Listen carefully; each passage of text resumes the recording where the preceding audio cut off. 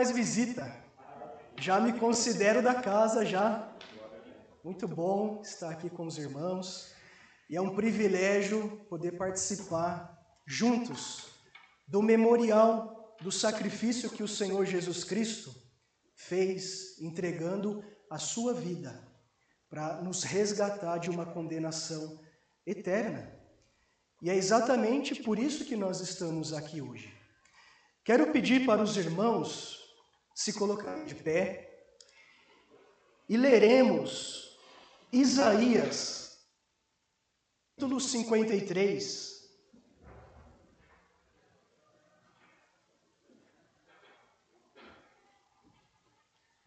Isaías, capítulo 53. Diz assim a palavra do Senhor: quem creu em nossa pregação e a quem foi revelado o braço do Senhor, porque foi subindo como renovo perante ele, e como raiz de uma terra seca, não tinha aparência nem formosura. Olhámo-lo, mas nenhuma beleza havia que nos agradasse. Era desprezado e o mais rejeitado entre os homens, homem de dores, e que sabe o que é padecer. E como um de quem os homens escondem o rosto, era desprezado, e dele não fizemos caso. Certamente, ele tomou sobre si as nossas enfermidades e as nossas dores levou sobre si. E nós o reputávamos por aflito, ferido de Deus e oprimido. Mas ele foi traspassado pelas nossas transgressões e moído pelas nossas iniquidades. O castigo que nos traz a paz estava sobre ele, e pelas suas pisaduras fomos sarados. Todos nós andávamos desgarrados como ovelhas, cada um se desviava pelo caminho, mas o Senhor fez cair sobre ele a iniquidade de todos nós. Ele foi oprimido e humilhado, mas não abriu a boca. Como cordeiro foi levado ao matadouro, e como ovelha muda perante os seus tosqueadores, ele não abriu a boca. Por juízo o opressor foi arrebatado, e de sua linhagem quem dela cogitou?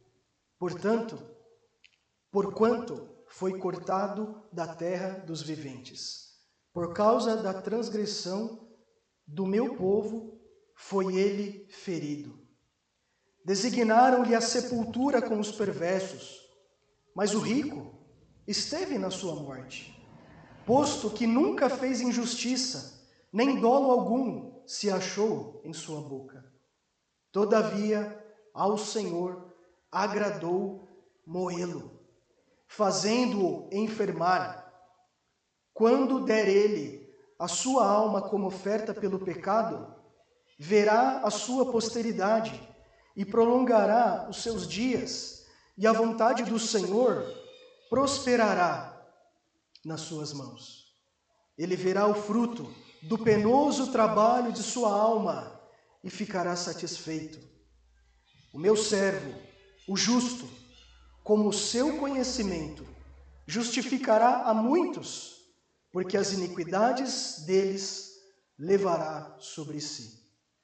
Por isso, eu lhes darei muitos como a sua parte, e com os poderosos repartirá ele o despojo, porquanto derramou a sua alma na morte. Foi contado com os transgressores. Contudo, levou sobre si o pecado de muitos, e pelos transgressores intercedeu. Vamos orar. Senhor Deus e Pai, queremos, ó Pai, louvar, adorar ao Senhor Deus Todo-Poderoso em espírito e em verdade. Queremos, Senhor, te agradecer, ó Pai, pelo sacrifício que o Senhor fez em nosso lugar, entregando a sua vida naquela cruz. O Senhor viveu uma vida sem pecado. O Senhor morreu injustamente porque o Senhor não cometeu nenhum pecado, mas o Senhor se fez pecador em nosso lugar. Que nesse culto, ó Pai, o Teu Santo Espírito traga a iluminação para a gente compreender, Senhor, o preço que o Senhor precisou pagar naquela cruz, para que hoje nós estivéssemos aqui, Senhor, perto do Senhor, buscando o Senhor, nos aproximando, Pai, dia após dia de um Deus que é santo. Que não seja a sabedoria humana, Senhor, persuadindo as pessoas a respeito do Senhor, mas que seja o agir do Espírito Santo, tocando cada coração, convencendo cada pessoa que está aqui do pecado, da justiça e do juízo do Senhor, e que seja o Espírito Santo, Pai, a colocar essa palavra no coração e na mente, a ponto de acontecer uma transformação para o Senhor. Em nome do Senhor Jesus Cristo, Pai. Amém. Podeis assentar. Irmãos, Isaías foi escrito entre 740 a 780 anos antes do Senhor Jesus vir. E dentro dos 66 capítulos que tem no livro de Isaías, nós conseguimos enxergar uma divisão, duas partes. A primeira parte, uma série de denúncias contra o pecado. A segunda parte, conseguimos enxergar e a promessa do Messias e de um rei que viria. Do capítulo 1 ao capítulo 9, acontecem essas várias denúncias contra o pecado. Contra o pecado de Judá, mas não somente contra o pecado de Judá, mas também as nações vizinhas. Lembrando que o reino de Israel estava dividido em dois.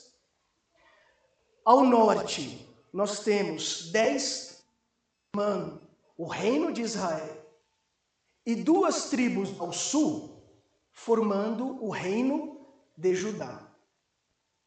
E então, se o juízo de Deus por causa do pecado do povo, mas ele também anuncia a mensagem de esperança, o Emanuel, o Deus conosco, o Messias, o ungido, que viria da linhagem de Davi para cumprir a promessa que ele fez, de um rei justo e de um reinado justo.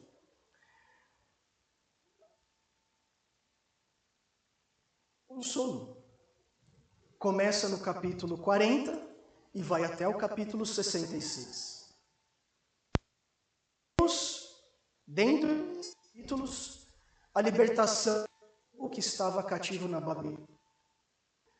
Vemos Isaías um anúncio e ele também fala da paz, não somente a Israel, mas uma paz que atingiria todos aqueles que estavam incluídos no plano de salvação do Senhor. O capítulo 53, na verdade, ele começa no capítulo 52. Claudinho, por favor, projeta para nós Isaías 52, versículo 13. Essa é uma profecia conhecida como a profecia do servo.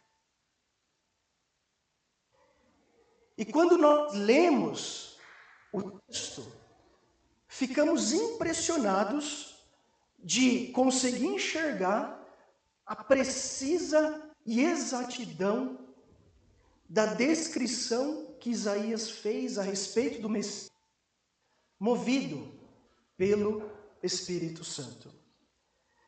E ele se encaixa, essa profecia, ela se encaixa perfeitamente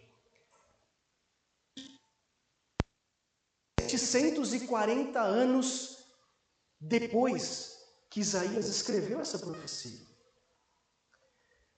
Diz assim o texto: eis que o meu servo procederá com prudência, será exaltado e elevado, e será muito sublime.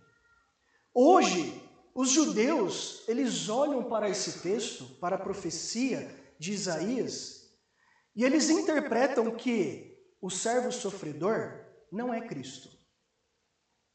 É o povo de Israel. Mas notem que servo, como está o S escrito ali? Letra maiúscula. Então não é o povo de Israel, o servo sofredor, mas é o próprio Deus que assumiu o nome de servo para redimir a condenação eterna. Ele receberia nele mesmo o juízo dos nossos pecados. Enquanto Satanás se exaltou e quis ser como Deus, o único Deus verdadeiro, todo-poderoso, ele fez completamente o contrário. Ele assumiu a posição de servo. Veio a esse mundo, cumpriu a missão de viver uma vida sem pecado. Ele é o Cordeiro perfeito, que ofereceu a sua vida como sacrifício. Ele aceitou a morte e o juízo do Senhor no nosso lugar. Isaías, com uma precisão exata, como seria o Messias. Ele não tinha parede, não tinha formosura, mas nenhuma beleza que nos agrada. Messias era humilde. Ele não tinha nada atraente aos olhos das pessoas. O nosso Senhor nasceu num estábulo. Ele não foi colocado um bercinho lindo, aconchegante. Não foi feito um enxoval para o nosso Senhor. Ele foi posto no lugar onde os animais comiam. O nosso Senhor não nasceu rico. A família do nosso Senhor não tinha uma alta posição na sociedade. Ele não tinha influência no meio dos políticos. E o próprio Senhor, capítulo 8, versículo 20. E disse Jesus: as raposas têm covis, e as aves do céu têm ninhos, mas o Filho do até os animaizinhos tinham as suas casas. Mas o nosso Senhor Jesus Cristo não tinha casa para ele. O Filho do Homem não tem reclinar. Em Isaías 5, versículo 3, era desprezado e o mais rejeitado entre os homens, homem de dores, e que sabe o que é padecer. E como um de quem os homens escondem o rosto, desprezado, e dele não. Jesus chegou em Israel, o seu próprio povo o rejeitou. Como vimos em capítulo 1, versículo 11. Ele veio, não o recebeu.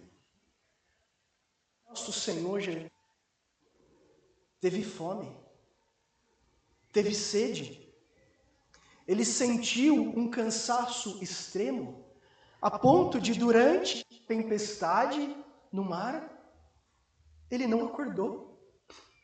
Imagina o cansaço que ele estava sentindo. As pessoas o menosprezavam, como vemos em capítulo 13, no 56, que diz assim: e chegando à sua terra, ensinou-os na sinagoga, de tal sorte que se maravilhavam, de onde lhe vem esta sabedoria e estes poderes miraculosos? Não é este o filho do carpinteiro? Não se chama sua mãe Maria e seus irmãos Tiago, José? Não vivem entre nós todas as suas irmãs? De onde vem o tempo que eles ficaram impressionados com a sabedoria do Senhor? Eles não o reconheceram como Messias. Não é este apenas o filho do carpinteiro? Eles não conseguiram enxergar em Jesus o Messias, que veio de resolver o problema da separação eterna do Senhor. Vemos que o nosso Senhor Jesus Cristo sentiu profunda tristeza. Vamos abrir em Mateus, capítulo 26, versículo 31. Então lhes disse: minha alma está profundamente triste até a morte. Fiquem aqui e vigiai comigo. Cristo sentiu uma profunda tristeza. No julgamento justo que ele foi submetido, não fizeram uso algum dele. Como vemos em Mateus capítulo 27, versículo 22 ao 24. Replicou: que fará chamado Cristo? Seja crucificado, responderam todos. Que mal? Perguntou Pilatos. Porém, cada vez clamavam mais: seja crucificado. Vendo Pilatos que nada conseguia, antes, pelo contrário, aumentava o tumulto, mandou vir água perante o povo, dizendo: do sangue deste justo, caso convosco.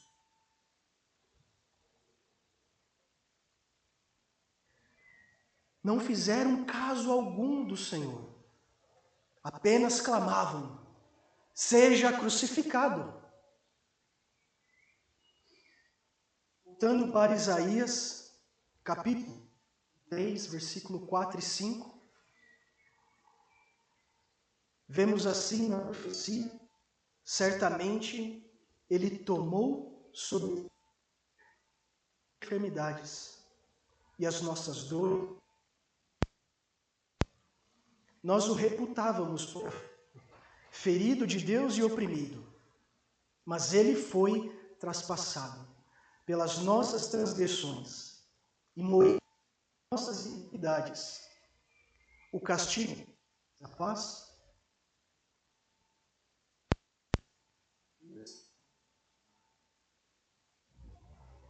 Jesus é traído, é capturado como um criminoso, é submetido a um julgamento injusto. O nosso Senhor Jesus Cristo é agredido.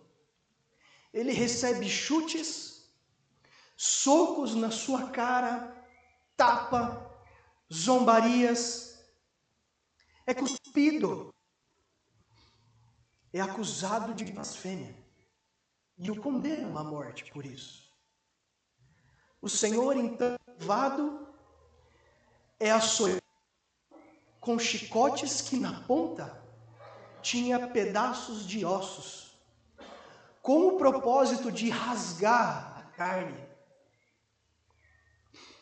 E ele ficou mudo, como ovelha levada ao matadouro.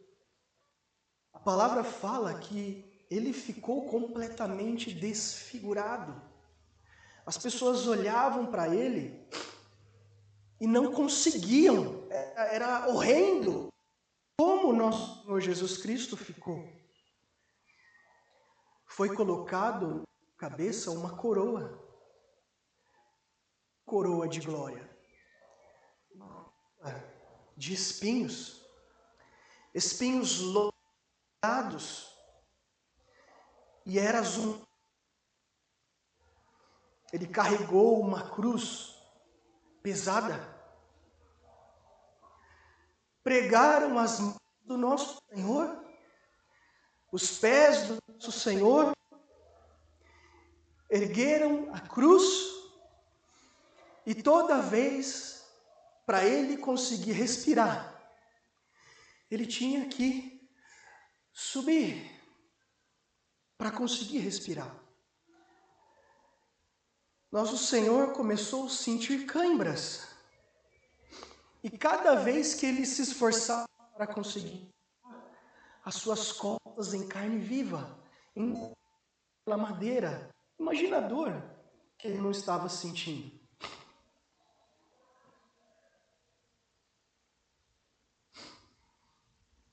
Em Isaías 53, versículos 6 e 7, a profecia diz que todos nós andávamos desgarrados como ovelhas. Cada um se desviava pelo seu caminho. Mas Deus, Senhor, fez cair em Jesus a iniquidade dos nossos. O nosso Senhor Jesus foi humilhado, ele foi oprimido, mas ele não abriu a boca. Ele estava como um cordeiro de Deus, um cordeiro perfeito. Na teologia existe um nome para isso, vicário. Ele foi o nosso substituto, ele foi o nosso representante. Assim como Adão entrou o pecado no mundo, por causa de Jesus, muitos, não todos, muitos, receberia a justificação nesse sacrifício que ele fez. Ele não abriu a boca, como o cordeiro foi levado ao matadouro, uma ovelha muda perante os seus tosqueadores, ele não abriu a boca. Versículo 10 e 11. Não foi nós que matamos o Senhor Jesus Cristo. Nós o levamos para a cruz. Por amor, ele entregou a sua vida para nos salvar. Mas veja, olha que interessante.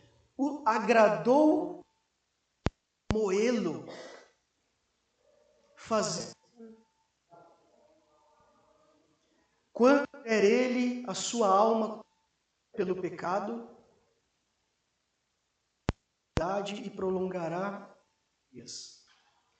E a vontade do Senhor prosperará nas suas mãos. Ele verá o fruto, trabalho de sua alma e ficará como seu momento, justificará a muitos, porque as iniquidades deles levará sobre si. Teve um período que os judeus foram perseguidos, acusados de matar o Senhor Jesus Cristo. Mas agradou ao Senhor moê-lo, nosso pecado. Hoje, meus irmãos, vamos participar da ceia do Senhor. Ordem dada pelo próprio Senhor Jesus Cristo. Ele disse: fazei isso em memória de mim. Todas as vezes que participamos desse memorial, estamos lembrando o sacrifício que ele fez naquela cruz. Estamos expressando a comunhão e a unidade que existe no corpo de Cristo, que é a igreja. Também nós estamos anunciando não apenas a sua morte, porque a morte não deteve o nosso Senhor Jesus Cristo, mas estamos anunciando a sua volta. Ele voltou, ele voltará. E quando comemos do pão representando o corpo de Cristo e bebemos do cálice representando o sangue do Senhor, precisamos relembrar o preço que foi necessário pagar para que nós pudéssemos estar aqui, redimidos, fomos comprados. A dívida que tínhamos com o Senhor, Ele pagou. A nossa mente humana limitada nunca vai conseguir dimensionar esse valor, esse alto valor que o Senhor pagou. Mas foi muito alto. Quando o Senhor Jesus Cristo disse na cruz: está consumado, o véu que existia no templo se rasgou de cima a baixo. O sacrifício do Senhor foi aceito. Por causa de Jesus, hoje nós temos acesso a um Deus santíssimo. Nós pecadores conseguimos chegar perto desse Deus que é santo por causa de Jesus.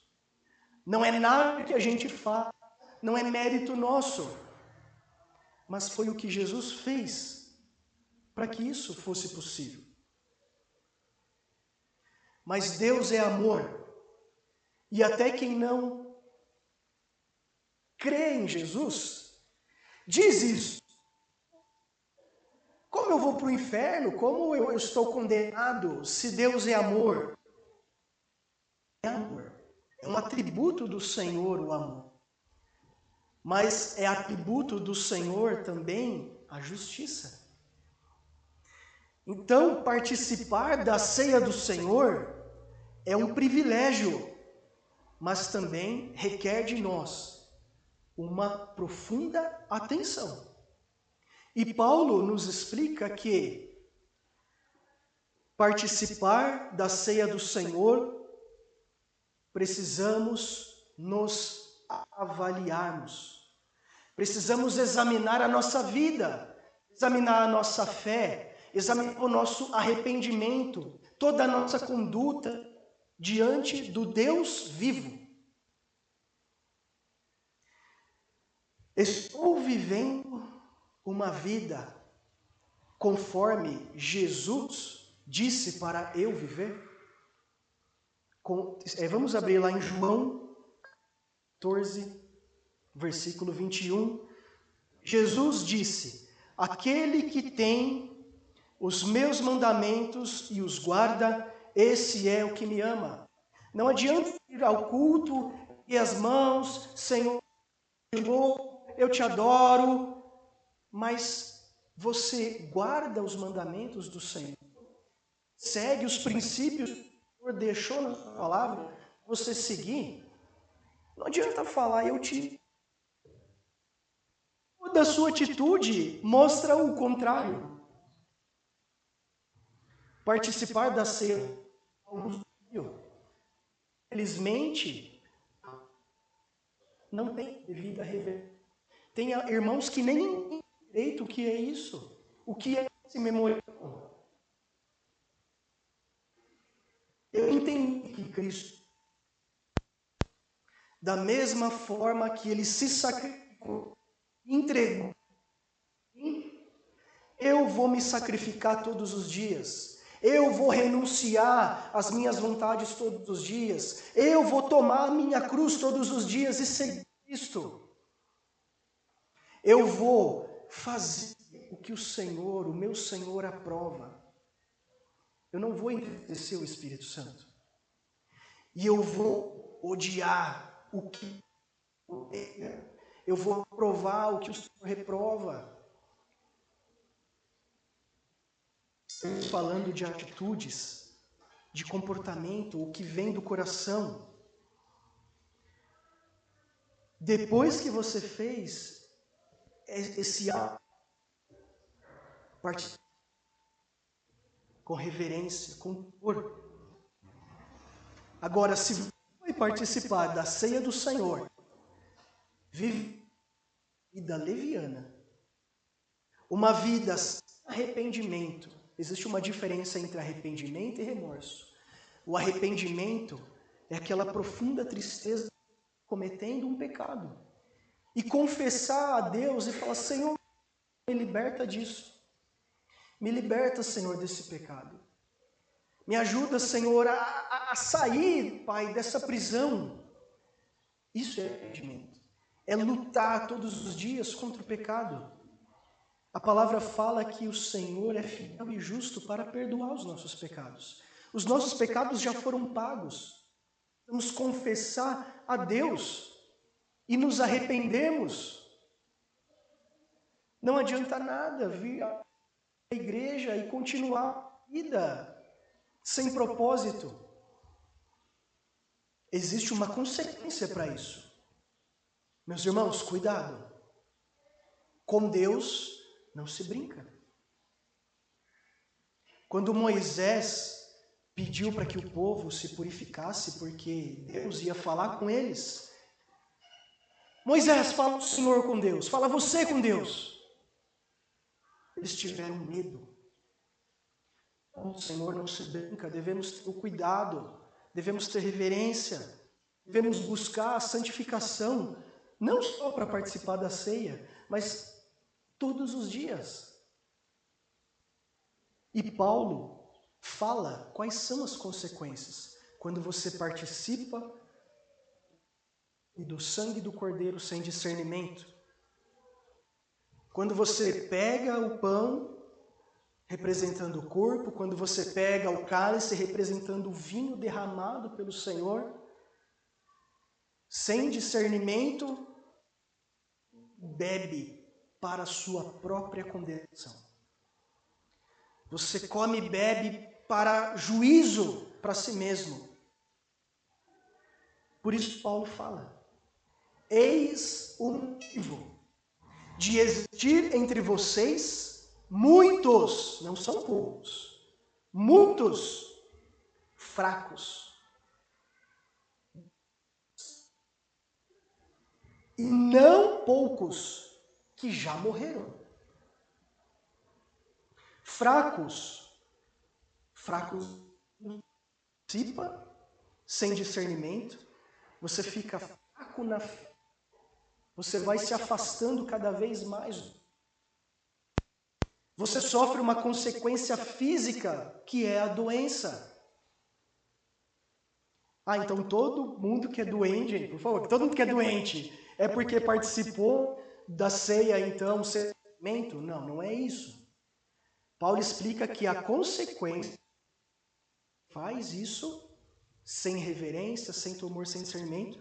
A consequência está na ação de Deus de julgar. Você é doente, você está participando da ceia irreverente. É Deus quem sabe dessa. E não poucos que morreram. Na Bíblia fala dormem, mas é um eufemismo. O que é um eufemismo? É você usar uma palavra mais suave, o que é pesado. Mas ali, dormir, não é que eles estão dormindo, eles morreram. Meus irmãos, se arrependa. Ainda há tempo. Se arrependa. Confesse os seus pecados a Deus. Busque o Senhor com todo o amor, com toda a vontade, com todo o entusiasmo. Senhor, eu desejo ter o Senhor todos os dias na minha vida. O pão nosso de cada dia nos dá hoje. Dia a dia nós temos que buscar o alimento, a provisão do Senhor, não apenas a física, mas a espiritual. Daí você come do pão, que é a carne de Cristo, rasgada na cruz, e bebe do cálice, que é o sangue do Senhor, o sangue puro, sem máculas, rugas, sem sujeira alguma, um sangue que é capaz de nos deixar mais brancos do que a neve. Foi essa palavra que eu quis compartilhar com os irmãos.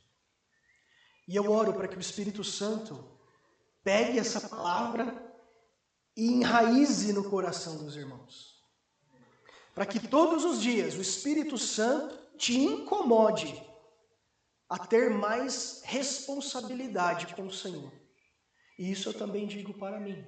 Eu me incluo nisso que eu estou falando. Amém? Eu quero chamar o pastor Davi para conduzir esse momento, esse memorial da ceia do Senhor. Muito bem, irmãos. Nós vamos fazer da seguinte maneira. Esse é o memorial que representa o corpo e o sangue de Jesus em amor de cada um de nós. O grupo de louvor pode vir à frente. E nós vamos cantar o hino. Enquanto o hino vai estar sendo cantado, os elementos devem ser distribuídos. Então eu peço para o casal fazer a distribuição dos elementos enquanto a gente louva o Senhor. Ok? Os irmãos podem ficar em pé. Aqueles que participar, demonstre pegando. Quando nós vamos ter um grupo de batismo, assim que a gente acertar, já vão participar da próxima ceia.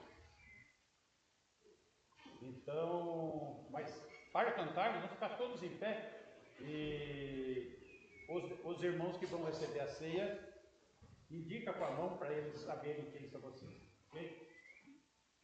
Vamos louvar.